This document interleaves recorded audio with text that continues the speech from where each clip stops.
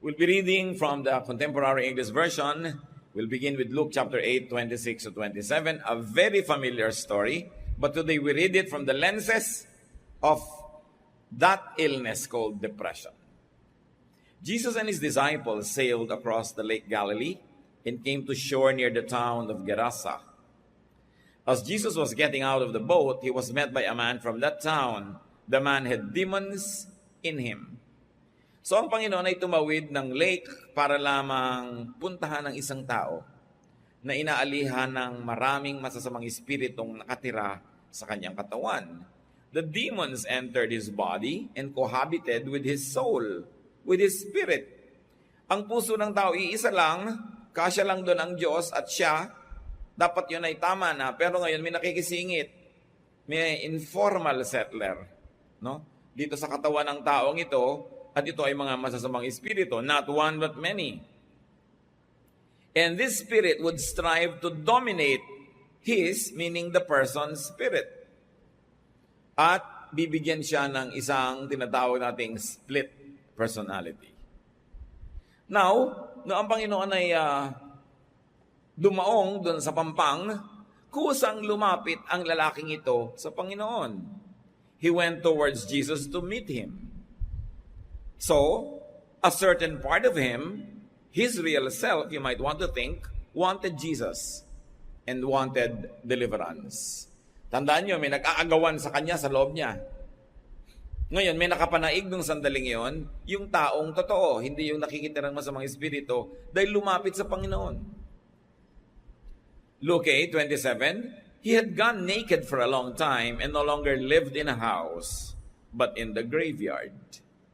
So itong taong ito, na inalihan ng masasamang espiritu, na binabasa natin ngayon as depression, you can read it many ways. Matagal na pala itong palakad-lakad doon na hubot-hubad. No? Hindi na siya nakatira sa bahay ng kanyang pamilya o sa bahay ng tao, doon na siya sa libingan nakatira. Mga libingan nung araw, mga kuweba, kaya pwede kang tumira sa loob. So what are the effects of this spiritual domination? Nakedness. Lack of propriety and dignity.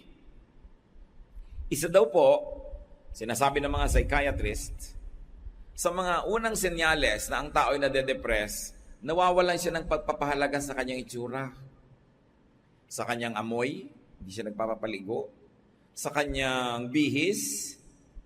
Yung iba pa nga, hindi lang naglalakad sa paligid ng syudad nating hubot-hubad, naliligo pa ng putik, pinupuno ng putik ang mga buhok-buhok nila, nagkakaroon ng uri ng pagkasira ang personalidad. So it is a form of and a sign of depression. Kaya marami makikita niya sa mga mental institutions, bigla nila naguhubo. No? Kasi isang part yon ng pagtanggal ng espiritu ng dignity ng tao. Kasi mula nang ang tao ay ma-realize siya'y hubad at ikinahiya niya ang kanyang pagkahubad o kaya ay hindi naman dahil lang laging hiya, kundi gusto niyang maging proper. Ang ginawa ng Panginoon, di ba dinamitan niya si Eva at si Adan? Tinakpan niya. Ay ayaw pala nila nang naka-expose, tinakpan. Ang ginagawa ni Satan, lagi kang hinuhubaran. Kaya alam niyo kung anong nangyayari sa mga taong hubad ng hindi naman dapat. No? Inaalihan ng espiritu. Imbes takpan ng katawan, itinitinda. Hindi naman yun ang marapat. So what else is the effect of this spiritual domination? Separation from the living. There was isolation. Imbes siya ay makitungo, makisalamuha sa mga buhay, doon siya nakahalo sa mga patay na. Another sign of depression, yung mga taong ayaw nang pumunta sa mga okasyon, ayaw nang umattend ng mga social gathering, ayaw nang makipagkapwa, ayaw nang makipagmabutihan. Ang gusto na lang mag-isa, ayaw nang makihalubilo.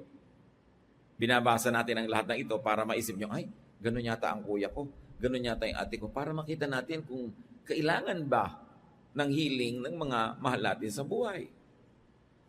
Another spiritual domination's effect is the affinity with the dead. Of course, there was decay and lifelessness and uncleanness among the dead. At yun ang gustong puntahan nitong taong sobrang nade-depressed.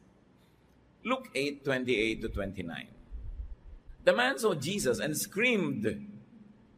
He knelt down in front of him and shouted, Jesus, Son of God in heaven, what do you want with me? I beg you not to torture me.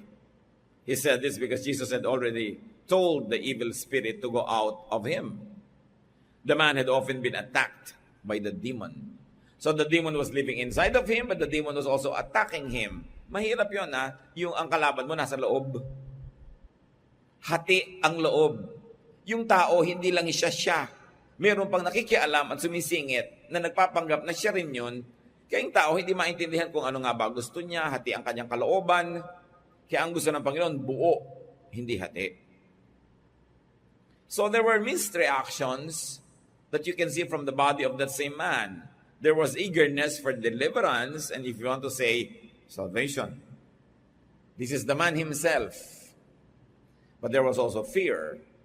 These are the demons who fear Jesus. Sabi niya, bakit po kayo nandito na? Parurusahan niyo na ba kami? Hindi pa naman dapat. Wala pa sa schedule yata. Did you come to torture us before the time? Other versions say that. So the man had two spirits, and his spirit and that of the demons. Think of split personality. May mga tao ang bait-bait ngayon, may umihip lang na hangin, biglang ang init na ng ulo, galit na galit na. So, ano nangyari dito? Sa mga espiritu, umalis ka sa kanya katawan. No? Gusto mong ganunin kuminsan yung nanay mo. Dahil ano nangyari dito? Bakit nagkagalito siya? Naiba. Yung asawa mo, bigla-bigla na lang naiiba ang ugali. Nag-i-split personality at meron pa naiiba yung boses. Akala ng iba, himala. Ay, ang santo ninyo. Di ba? O ay, may nagsasalitang aswang. Kasi alam nyo, part ng psychiatrists will tell you that people that have split personality, na iba-iba kami sa yung boses. Biglang tumatalim ang mata. Ang reading agad ng iba pag relihiyoso, demonic possession. Pero pag maraming psychiatrists ang nagbasa ng mga reports sa New Testament ng demonic possession, bibiglan nila ng clinical name. Depression, pagiging split personality, schizophrenia. Pwede yon. Hindi naman lahat ng schizophrenia ay demonic possession. At hindi lahat ng demonic possession will manifest as that, pero magkamag-anak yung dalawa, nakakalito. Kaya tayo ngayon tumitingin dito from a very spiritual and religious point of view of the Bible, and also we're trying to apply some clinical standards of psychiatry. So the human spirit wanted to be freed. The evil spirits wanted to stay. They wanted to avoid torture and eviction. Ayaw nilang pinapa-evict, magamang hindi naman talaga sila tagaron, but they wanted to be there. Luke 8:29. And even though he had been bound with chains and leg irons and kept under guard, he smashed whatever bound him. Then the demon would force him out into lonely places.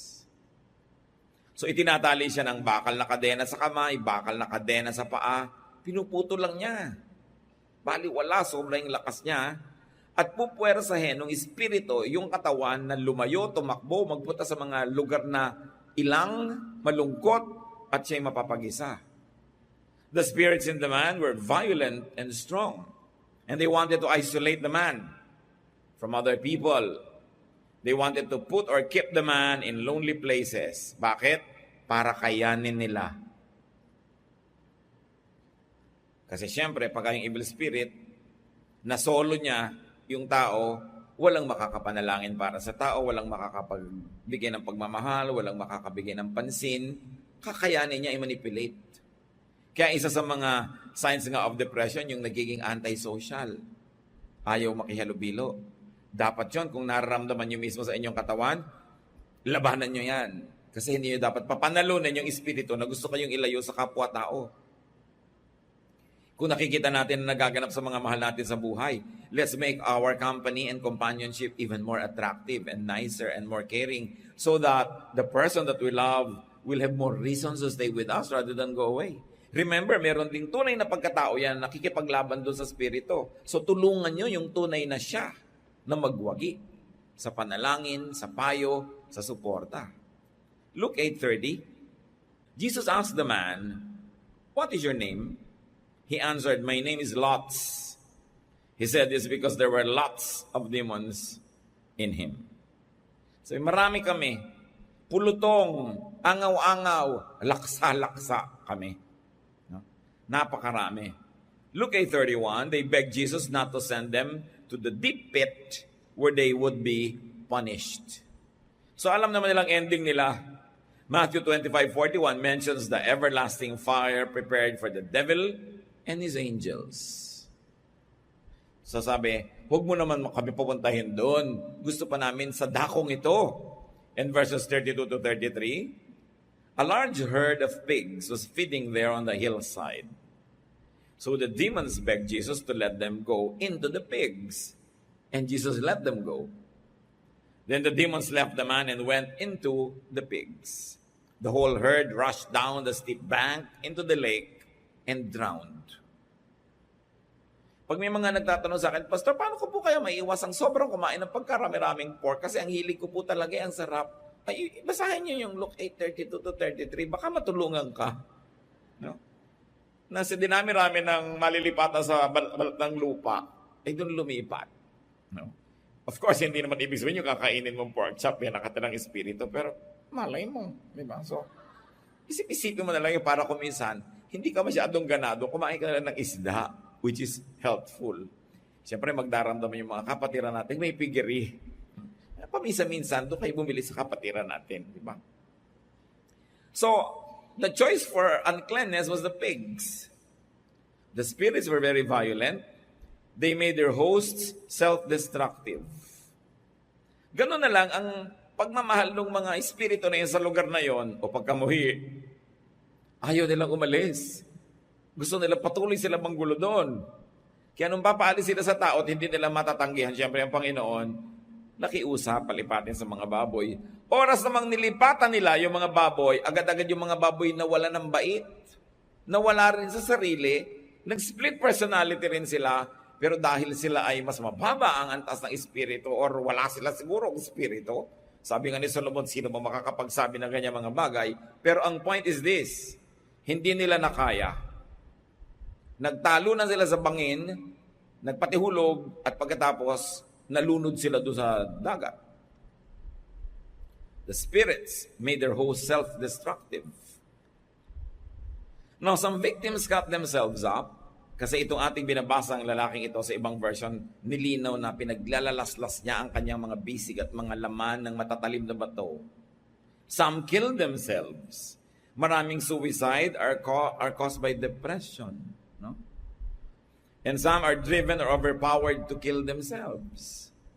Kaya yung mga tunay na mga depressed, yung genuine cases, tahimik yan nagpaplano na magpapakamatay siya at para walang makaabala. Kaya maraming nananakot, pag iniwan mo ako, magpapakamatay ako. Madalas gimmick lang yun. No? Dahil kung talagang balak niya magpakamatay, ba't sasabihin sa'yo, ang tunay na magpapakamatay, ayaw niya mapigil. So alam mo yung nag-iinerte para mapigil mo, sasabihin niya. Pero hindi lahat, baka din serious, so suriin nyo. No? Pero madalas, arte lang yan. No? Napakarami ng ganun. Pero mangilan-ngilan, may serious din. So, napakasama ng bunga ng presensya ng mga espiritong ito sa tao. Yung tao gusto niyang sirain ang buhay niya, yung katawan niya, at kung pinakamatindi, yung wakasan niya, ang kanyang buhay, na Diyos lang ang may bigay. At Diyos ang dapat lang na magwakas. Kaya sabi ng Panginoong Yesus sa John 10:10, a thief comes only to rob, kill, and destroy. May mga taong ganyan. Susuriin ninyo ang mga kaibigan nyo, ang may impluensya sa inyo. There are people talaga, padala lang ng impyerno to rob, to kill, and to destroy you. Dapat tinita mo, anong effect sa akin ng taong ito? Anong nagiging bunga sa akin ng payo niya? Pagkasama ko siya, anong nagagawa ko? Dapat sinusuri niyo yun dahil baka padala yan ng impyerno. Luke 8:34 to 35. When the men taking care of the pigs saw this, they ran to spread the news in the town and on the farms. The people went out to see what had happened, and when they came to Jesus, they also found the man.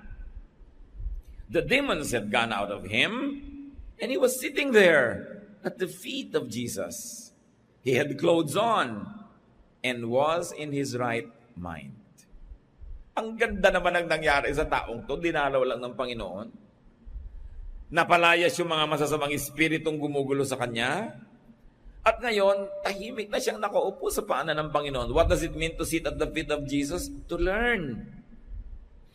To enjoy the wisdom and the fellowship of the Lord. Samantalang dati, hindi siya mapakali, takbo ng takbo, nag-aatungal, nagngangangal sa gabi, pumayapa. Pagkatapos, nadamitan na siya. Natakpan na ang kanyang pagkakahubad. Alam niyo, ang Diyos Ama noon, tinakpan niya sa Eva at si Eva matapos magkamali. Ngayon naman, ang Panginoon, tinakpan naman niya itong isang to. Matapos siyang hubaran ni Satanas. No? And then he was in his right mind. Bumalik siya sa kanyang sarili. Bumalik sa ulirat. Sa kultura natin, marami tayong pagpapahayag niya. Sabi mo, itong babaeng nawawala sa sarili. Di ba? Kung anong pinagagagawa, mawala lang ako sa sarili ko. Na bigla lang ako, hindi ako yun. Yung mga ganon. Unless you are using it as an excuse, may katotohanan. So the Jesus touch is very important. And what was the first element of the touch? Why are we studying it? Because we who have Jesus in our hearts must also give the Jesus touch to people. And the first element was he visited the man. Kung meron kayong alam na nade-depress, nalulungkot, naiibang ugali, dalawin. Make a connection. And then he drove away the demons from inside him. We can do that. You can either, in the name of Jesus, drive out demons, or just replace the position that the demons occupy by being there, by bringing cheer, by bringing happiness, by bringing encouragement. And then the Jesus touch restored the man's peace and serenity. Ano bang effect natin sa mga tao? Peace and serenity o trouble? Tayo din dapat nag-iisip, ano bang effect sa akin ng kaibigan ko na to? Anong effect sa akin ng babaeng ito? Anong effect sa akin ng lalaking ito? Natatahimik ba ako o naliligalig? Isara ang pinto at huwag papasukin ang mga maliligalig. The Jesus visit restored the man's dignity, propriety, and self-respect. Now he was clothed. And it also restored the man's sanity and intellect, wisdom, reason. Bumalik ang katinoan. Nawala kasi sa sarili, pero ngayon, ibinalik ng hipo ng Panginoon sa kanyang buhay. Kung may tao na ating nalalapitan, nakakausap, nagiging kaibigan, dapat nahihipo sila ng Panginoon, dala-dala natin ang loving touch ng Panginoon, nare-restore sila. Nababalik yung ulirat, bumabalik ang katinoan, na itataboy ang mga kabaliwan at mga kabalbalan sa buhay at umaayos ang buhay. Yun dapat ang influence natin sa kapwa. At ganon din ang panukat natin sa influence natin ng iba. Kaya mga anak, pagka kayo ay pinagsasabihin ng mga magulang tungkol sa inyong mga kaibigan, suriin nyo, ano bang influence sa akin ng mga kaibigan ko? Napapataas ba yung grade ko o napapababa? Napapapasok ba ako sa eskwela o napapa-absent? Nagiging mabuti ba ako at matinong tao o lumalabas yung masama kong ugali? Ganun ang pagtingin mo sa tao, yung effect niya sa'yo. Dapat tinitingnan. Luke 8:35 to 37. But the people were terrified. Then all had seen the man healed, told about it. Everyone from around Gerasa begged Jesus to leave because they were so frightened. Sa halip na tanawin nilang utang na loob na yung lalaki ay pinalaya mula sa masamang espiritu, nagkaisa pa sila na pakiusapan ng Panginoong layasan ang lugar nila. Iwan niyo po kami, please lang. Why? Takot daw sila. Who drove Jesus away? Probably people who had lost the pigs. Yung mga may-ari at marami pa mga babuyan doon, baka mamaya, ganon din ang maganap. Alam niyo yung mga tao may alagang baboy, ayaw niya sa Panginoon. Ano man yung baboy na yun, ha? Hindi na yung literal na hayop, kundi ano mang kababuyan ang pinagagagawa ng mga tao, ayaw nila nasasalin si Lord sa buhay nila. Tataboy nila. Kaya yayain mo mag-Bible study, yayain mo mag-worship, mag-prayer. Pagka may alagang mga baboy, ayaw. Mahirap yayain. No? So, malaman mo, may alaga siguro to. Pero huwag niya na namang usigin. No? Baka lalong humirap na imbitahin. Pero unawaan niya na aayaw niyan may i-give up eh. That's why you should be very assuring. Sino pa kaya sila? Those who were fearful due to ignorance. Alam niyo yung ignorance, malakas manakot. Dahil hindi nila alam ang naganap, natakot. pinakamadali na lang gawin, paalisin yung nagbigay ng new point in the equation. Si Jesus, sabi niya, umalis po kayo. Sa halip na pakiusapan nila magstay at magpalayas pa ng maraming mga ganong espiritu, pinaalis. Hanggang ngayon, sa buhay natin, nangyayari yan. Ikaw itong magdadala ng mabuti, sa'yo pagalit.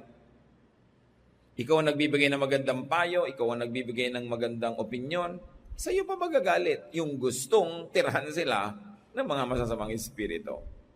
At sino pa kaya nagpaalis? Edi siyempre, mga kakampi ng mga demons na yon, ayaw nila na ma-deliver yung marami mga tao from demonic disturbance. Fear of demons could be a bigger enemy than the demons themselves. Madali naman kausap ang mga demons eh. Anong sabi ni Lord? Anong sabi sa Bible? Resist the devil and he will flee from you. Resist lang. Tanggihan mo lang, alam naman niyang wala siyang karapatang magpilit, aalis. Pero yung takot, mas mahirap i-handle yon. These are the types who cause, promote, and worsen other people's depression. These types of people. Luke 8:37 to 39. When Jesus got into the boat to start back, the man who had been healed begged to go with him. But Jesus sent him off and said, "Go back home and tell everyone how much God has done for you." The man then went all over town, telling everyone that Jesus had done for him. So itong tao ngayong gumaling na, matino na, maayos na, ayaw na ngayong humiwalay kay Jesus. Nung pasakay na ang Panginoon sa bangka, na sinakyan niya para lang dayuhin itong kaisa-isang taong ito, gusto na niyang sumama.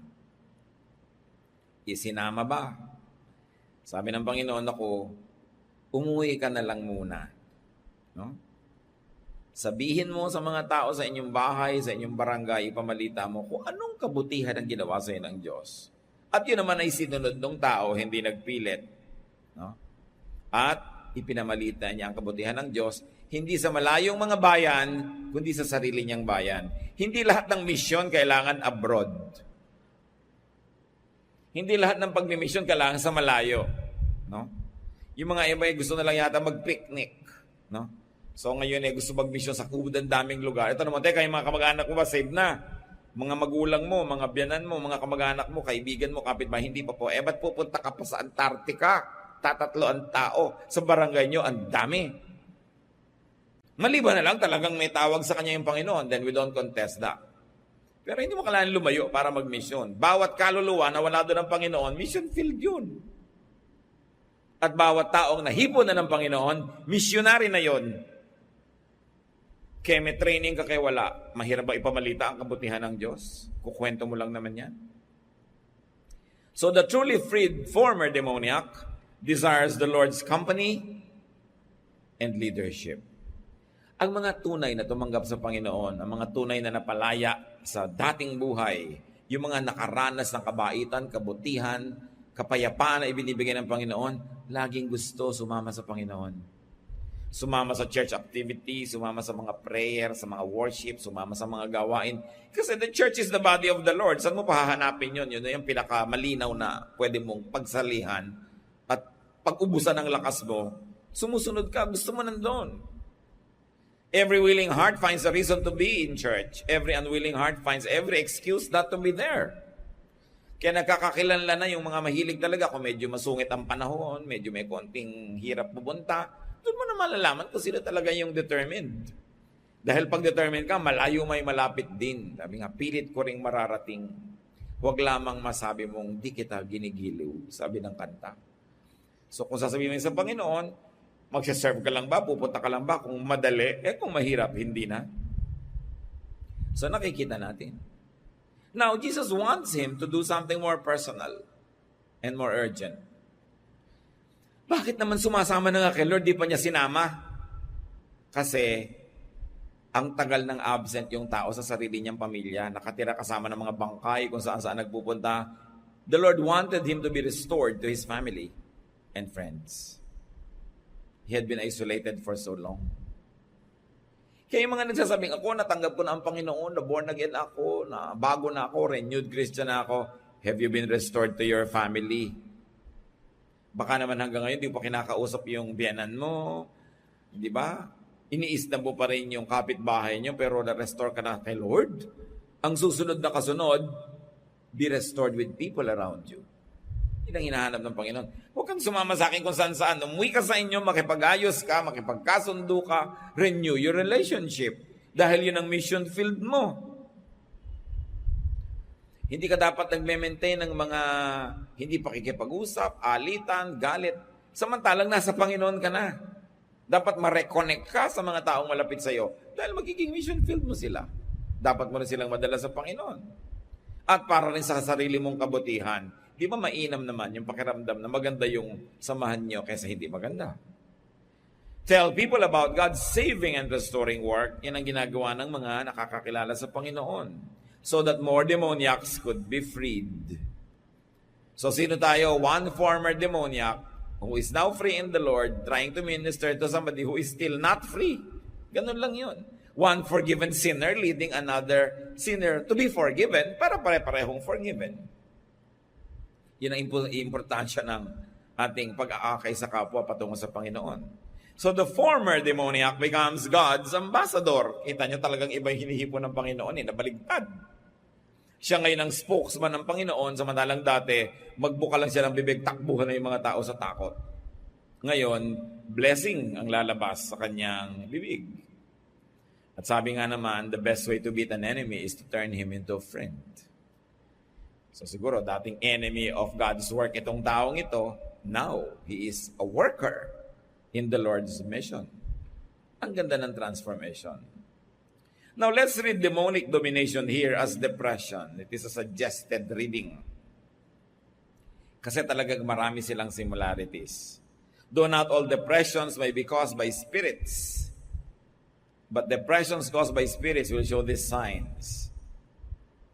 Why are we studying this? Because there could be a victim of demonic domination and depression in our own family, among your friends, in us. Baka mamaya hindi naman dapat iba pag-usapan, tayo pala. Kaya pala tayo dinala ng Panginoon ngayon dito para maisip natin, depressed kaya yung hipag ko? Depressed kaya yung kaibigan ko? Kasi kung minsan nagugulat na lang tayo, may biglang nagpakamatay na lang. Wala kang kamalay-malay, balak pala niyang gawin. Ang sakit. Kasi ang tagal na palang may signs, pero dahil hindi mo pinapansin, nung nalang namatay, tsaka kayo oo nga, no? Napansin mo ba ganito siya? Oo nga, napansin. Ba't kayo nyo lang pinag-uusapan? Kailan nakaburol na? Kasi hindi nga nauna yung pagiging sensitive. Kaya kailangan mauna yon. Aanhin pa daw ang damo kung patay na ang kabayo. Kaya kailangan maintindihan natin. Dumarami po ngayon ang mga nade-depress sa Pilipinas. Dumarami ang nai-imbalance ang spirito. Marahil dala ng sobrang lungkot. Kasi 10 million Filipinos are OFWs. Can you imagine naman yung social cost? Yung mga pangungulila, pagkainip, minsan pangamba. Yung mahal mo sa buhay, ang layo, tapos ang selos ka, hirap naman yata ang layo-layo, parang wala kang kakontrol-kontrol sa sitwasyon. Nagkakaroon ng mga depression ng mga tao. Ang dami-dami nating mga manggagawa ngayon, siyempre dahil kailangan magtrabaho, nagtatrabaho ng panggabi ng mga shift, naiiba ang mga sleeping habits, nadi-imbalance yung katawan. Ano magiging bunga niyan sa ugali? Ano magiging bunga? Kaya marami nagiging irritable, no? Nagiging mga unreasonable kung minsan yung mga init ng mga ulo nila. Kasi imbalance yung katawan. Nilikha tayo na may katawan, may espiritu, may kaluluwa. Dapat lahat siya ay naalagaan. Pero dahil nga sa economic needs, maraming stress on our bodies which will of course affect our emotion and will affect our spirit. Kaya dapat mas sensitive tayo. Now, what are the possible causes of depression? Isa ang pinaka-main cause niyan, a grave and lingering negative spirit. Marami nakakapansin, marami daw sa mga nagtatrabaho sa panggabi, bugnutin, magagalitin, mabilis sumabog. Ano kasi, kuminsan ang dami nilang negative spirit na hawak. Lalo yung, kuminsan, ang trabaho mo, sumasagot ka ng telepono, iniiba mo pa kuminsan yung accent mo dahil siyempre, kunwari, kababayan ka niya. Yung palang yung hirap-hirap na, nagbabalat kayo ka. No? So, napipilitan ka dahil kailangan mo maghanap buhay. Pagkatapos, yung kausap mo, reklamo ng reklamo, galit na galit sa'yo, ikaw naman, I understand.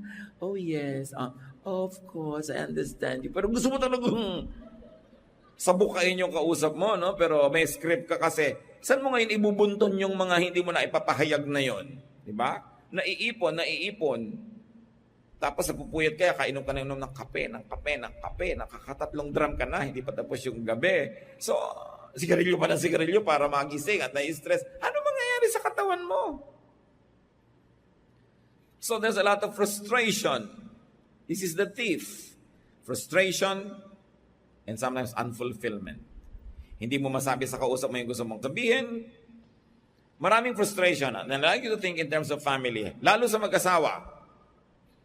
Kasi baka asawa nyo mismo, kung may asawa kayo, yung kandidatong ma-depress, ano mga frustration niya sa'yo? Ano yung mga unfulfillment, mga gusto niyang maganap na hindi nagaganap? Alam niyo, pag paulit-ulit yun, magkakaroon ng negative spirit yung tao. At pag may nakatira na doon na negative spirit, lalanding na yun ng mga ibang spirito kasi may kakampi na sila sa loob. Kaya dapat pinapaalis yan. That's why it is important to always confess to God. May masama kang naramdaman na isip, meron kang galit, kino-confess mo agad sa Lord. At kung maiko-confess mo sa tao, i-confess mo agad para umalis agad sa'yo. Hindi mo iniipon. Repression could be a root of a negative spirit. Yung hindi mo maipahayag ang gusto mo, pigil na pigil ka. One of the best gifts that we can give to people we love is to set them free to be themselves. Not to tolerate wrongdoing, but to allow them to be expressive of who and what they really are. Let us help people express themselves and get fulfilled.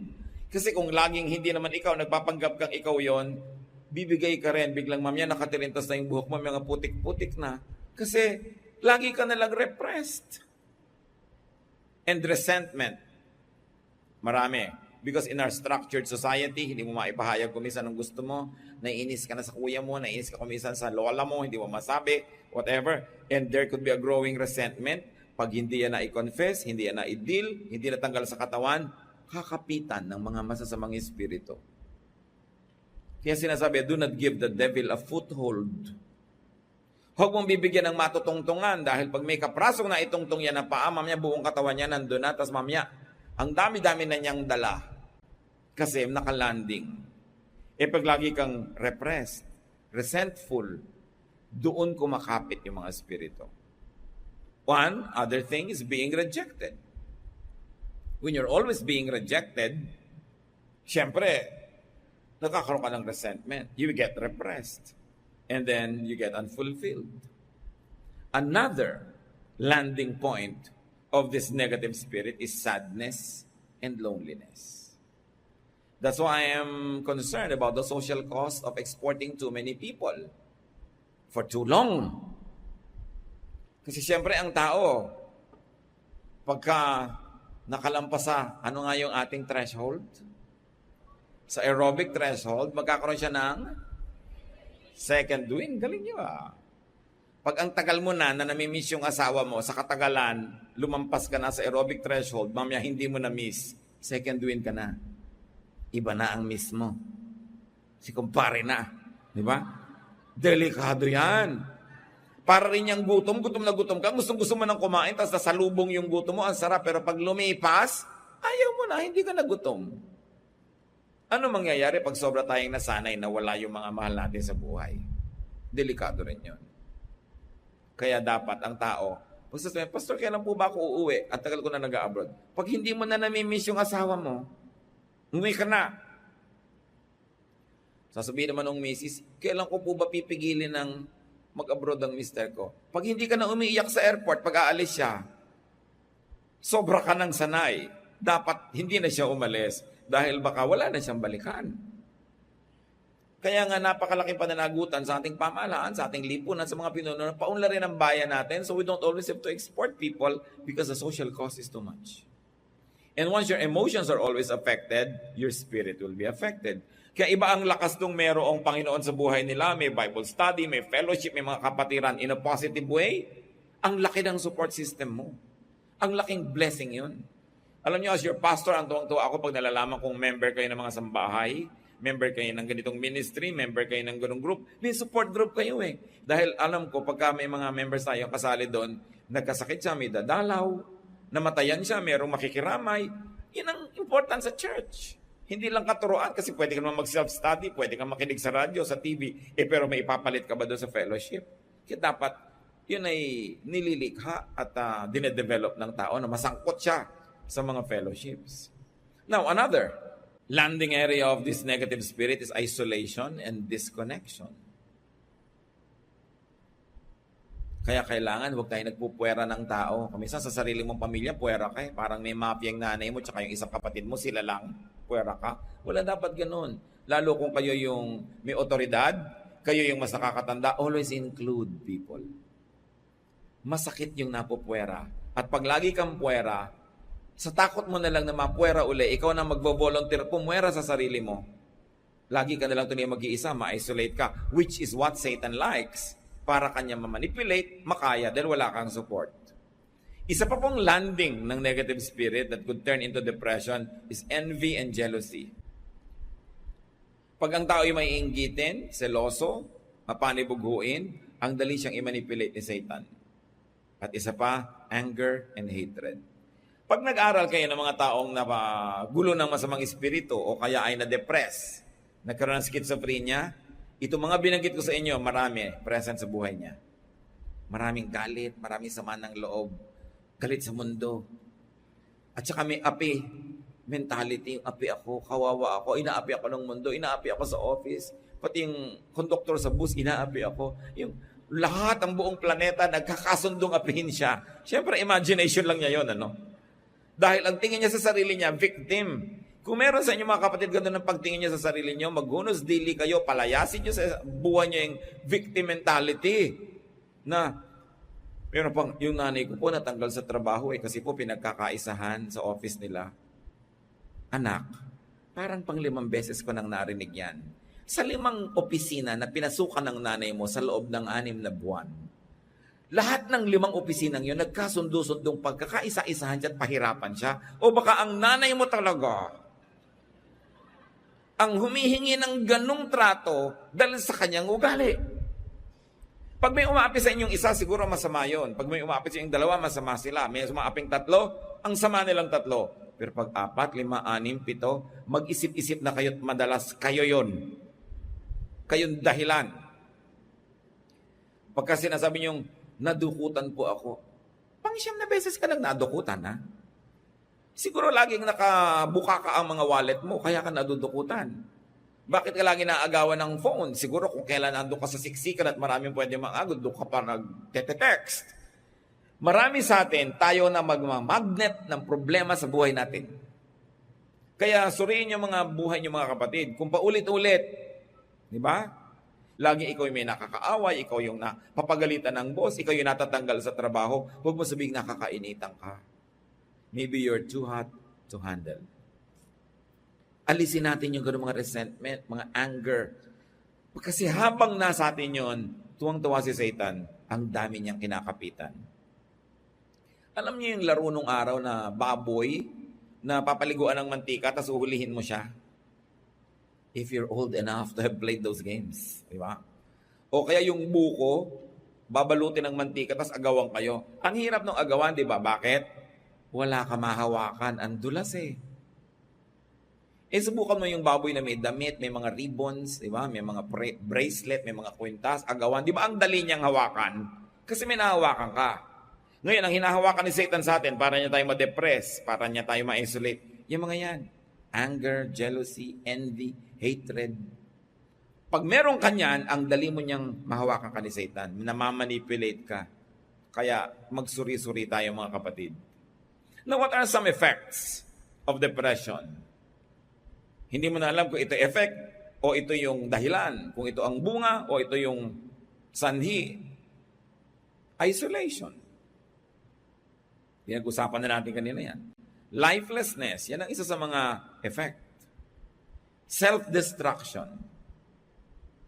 Self-mutilation. Likas sa tao na nilikha tayo ng Diyos na mamahalin natin yung katawan natin. Ayaw nating masaktan yan. Ngayon, kung ikaw na naghahanap ng sakit ng katawan, ikaw na ang humihipa, lagay na lagay ng mga sugat sa buhay mo, kung ano pinaglalagay mo sa katawan mo, mag-isip-isip ka, may nandadaya sa'yo. Because God has asked you to take care of your body. Your body is a temple of the Holy Spirit. So, may pandaraya nangyayari. Self-debasement. Kaya may mga tao walang galang sa sarili nila kung ipaghampasan nila yung katawan nila sa 4 na sulok ng Metro Manila. Kung gusto nila mang-attract, ang ginagawa nila, halos maghubad. Hindi ka pa pwedeng ma-attract dahil ang galing mo mag-spell. Alam mo, attracted ako sa kanya, bakit ang galing mag-spell eh. Di ba? O dahil ang galing magluto, o wala ka na bang ibang pwedeng asset kung hindi yung ipaghampasan ng katawan mo sa balat ng lupa. Because you debase yourself. You make yourself cheap. Pero yan ay deception. Kasi sinasabi ni Satanas sa'yo, wala kang ibang asset kundi ang bewang mo. Di ba? Wala kang ibang asset kundi ang balakang mo. Wala kang ibang asset kundi ang buhok mo. It's a deception. Ang dami-daming asset ng tao. Pero yun na lamang na pagtutuunan ng pansin ng isang taong lumiliit ang pananaw.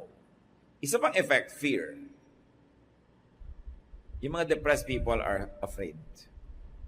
No? And because they're always afraid, they lose their good reason. Kasi ang taong natatakot, nawawalan ng katwiran. So loss of reason is another symptom. What is a cure for depression? Kanina pa natin pinag-uusapan, the Jesus touch, the Jesus ministration. So visit. It's important to have visitation and connection and reconnection. Kung kayo yung nade-depress, walang dumadalaw sa inyo, kayo na yung dumalaw sa mga tao. Malay ba naman nila nade-depress kayo, hindi naman sila lagi nakatuon sa inyo at kayong pinapansin pirme.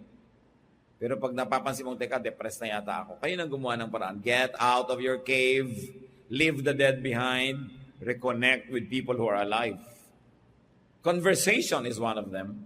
Kaya nakita niyo sobrang mga nade-depress sa Amerika, sa mga developed economies, nagbabayad pa ng psychiatrist para lang makausap. They pay by minute or by the hour. Something that cannot happen in the Philippines dahil ayaw mo nang magsalita, pinipilit ka pa na paaminin ng mga kapitbahay mo na lahat ng bagay. Sa dami ng pwede makipag-usap, which is a blessing to us. Pero dapat naman lagyan natin ng saysay yung ating mga kwentuhan para may katuturan. Healing words. Ano ba yung mga healing words? I love you. I'm sorry. You are welcome. No? You're beautiful. You're good. Ang lakas magpagaling yan ng mga sugat ng puso. Kaya nga kuminsan, ang dami mo sama ng loob, nasabihan ka lang, halika, sama ka sa outing, galing ka na. Kasi it's a healing word. Ngayon mga kapatid, maging generous tayo sa pagbibigay ng healing words. Kaya mahirap na trabaho yung critic. Halimbawa, professional critic ka. Ang daming tao pinapersonal yung criticism mo, marami tuloy galit sa iyo. Mahirap na trabaho yun kasi hindi healing words yung binibigay mo. But be a healer.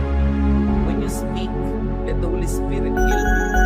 Instead of inflict wounds, mag-heal. Matalim ba yung mga dila? Pag nagsalita kayo, may nagdurugo, may nasasakta, tapos pinagpamalaki nyo pa yung really incurably frank. Pero anong ginagawa nun sa tao? Anong ginagawa nun sa'yo? Kailangan pagbaguhin natin yan. Words should heal. And then we need connection. Now we can do a driving out of demons. Tulad din ng detoxification and cleansing. Di ba kahit mga drug dependents, dinedetox mo na yan eh. Kailangan ma-reprogram, a lot of drinking water, nilulub sila sa malalamig na tubig. Kung ano nang ginagawa para matanggal yung mga lason sa katawan nila na namuuna ron. You need cleansing. And how do you do that? Emotionally, a good cry is a good detoxification and cleansing. Maraming mga poisons in our blood that goes out through the tears. Napakaganda mag-detox ng pagtatapat. Yung pag-amin ng kamalian, paghingi ng tawad, saying sorry. Alam niyo yung mga tao na alam nila may mali sila tapos hindi nila masabi yung sorry, para ka may buhat-buhat na mabigat na bato. Pero pagka nilakasan mo na yung loob mo, kinain mo yung pride mo, which is what you should do, at sinabi mo talagang, I'm sorry, I was wrong, gumagaan ang iyong pakiramdam. So bakit mo pinapabigat? Sasabihin mo lang naman yung sorry. Ang matatalinong tao, marunong magsabi niyan. Lalo naman yung mga makadiyos na tao. Kasi nakakalaya ka pag nagsabi kang sorry. Baka yung katabi niyo mismo ngayon, kailangan mag-sorry na kayo. Ngayon na mismo. Sorry ha. Isang sorry lang naman, parang magic no? I mean, bati na kayo agad. Tapos na agad lahat. Ba't hindi masabi? Important yon. Cleanse. The program, reprogram. And what else is important? Fellowship. Connection and reconnection. Acceptance. Kung meron kayo mahal sa buhay na mayroong ugali, may asal, may characteristic na hindi nyo matanggap, pero talagang yun na siya, tanggapin nyo. Yun ang pinakamaganda nyong gift. Hindi siguro nyo tatanggapin to the point na pwedeng diyan ka na buong buhay, pero tanggapin nyo para magsimula siyang mag-improve, magbago kung pwede, pero kung hindi man, tanggapin nyo pa rin, lalo't member ng family nyo. Sino pang tatanggap sa kanya? Don't reject people because it isolates them. Affirmation. You have to affirm people. Ito mahal ko talaga. Ito mahal ko talaga. Kahit mga tuta, may dalawa kayong tuta sa bahay, hawakan mo yung isa lalapit din Hindi siya papayag, hindi siya kasali. Lalo ang tao. Huwag kayo nagpupwera. Don't play favorites. Because yung hindi paborito will be depressed. Marami sa atin, nagkakaganyan-ganyan tayo. Ang may kasalanan, sarili natin pamilya. Kasi hindi tayo ina-affirm at hindi tayo minamahal. Now, it's very important, restoration. So, kung nagkamalian noon, ayusin. May utang ka, bayaran mo para may restoration. May sinabi kang masakit, palitan mo ng I'm sorry, I was wrong. Mare-restore yun. What is the result of the Jesus touch? Restoration of balance of the physical, mental, emotional, and spiritual aspects of the person. Ang tao, physical, katawan, mental, isip, emotional, ang ating damdamin, at spiritual, ang ating espiritu. Sama-sama yun. Dapat agree lahat yun. Kaya pag ang ginagawa ng katawan mo, masarap sa kanya, pero kontra yung espiritu mo, hati ka, magkakasakit ka, pag pinagpatuloy mo yan, madedepress ka. Kasi iba yung pinaniniwalaan mo, tapos iba yung ginagawa ng katawan mo. Hindi isa. Yung emosyon, gustong-gusto mong mahalin yung isang tao pero ang proud mo, ayaw mong ipakita. Physically, ayaw mong ipakita yung emotion mo. No? Gusto mo siyang kamutan ng likod pero ayaw mong pansinin kasi galit ka. Nagsasuffer ka emotionally. So don't do that. Kailangan buo. Tingnan niyo ang Panginoon, Luke 2:52, kung paano i-describe sa Biblia na lumaki. Jesus became wise and he grew strong. God was pleased with him, and so were the people. You're talking about wisdom, mental. Jesus became wise. He grew strong physically. God was pleased with him, spiritual relationship, and so were the people, social. Balance.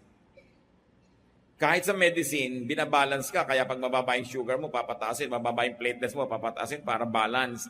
Hindi pwedeng sobrang taas na kolesterol, papababain naman. Dapat balance. So, gano'n din ang pagkatao natin para tayo malusog. All kinds of imbalance will lead to sickness. Kaya ang sinasabi yun ng New International Version of the same verse, and Jesus grew in wisdom and stature and in favor with God and men.